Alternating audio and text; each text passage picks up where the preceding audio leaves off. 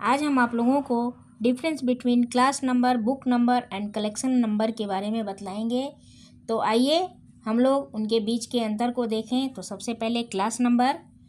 तो class number किताब के विषय को दर्शाता है। एक ही विषय की सभी बुक्स को शेल्फ पर एक साथ लाना इसका काम होता है। उदाहरण के लिए मान लें, अगर इकोनॉमिक्स का कोई बुक है तो उसका क्लास नंबर 330 होगा। अर्थशास्त्र की जितनी भी बुक्स होगी उन सब का क्लास नंबर 330 ही होगा। अब बुक नंबर जब एक ही विषय पर कई अलग अलग लेखकों की बुक्स होती है तो उन्हें आपस में अलग करने के लिए बुक नंबर प्रदान किया जाता है, या आमतौर पर लेखक के नाम, किताब के नाम या प्रकाशन वर्ष के आधार पर तय किया जाता है। एक ही विषय की बुक्स को शेल्फ पर एक खास क्रम में व्यवस्थित किया जाता है। उदाहरण के लिए, अगर दो लेखकों शर्मा और वर्मा ने इकोनॉमिक्स पे एक बुक लिखी है तो दोनों का क्लास नंबर 330 होगा, लेकिन शर्मा की किताब का बुक नंबर SHA होगा और वर्मा की किताब का बुक नंबर VER होगा। इससे दोनों बुक्स शेल्फ पर अलग अलग और व्यवस्थित दिखेंगी। अब हम लोग कलेक्शन नंबर को देखें।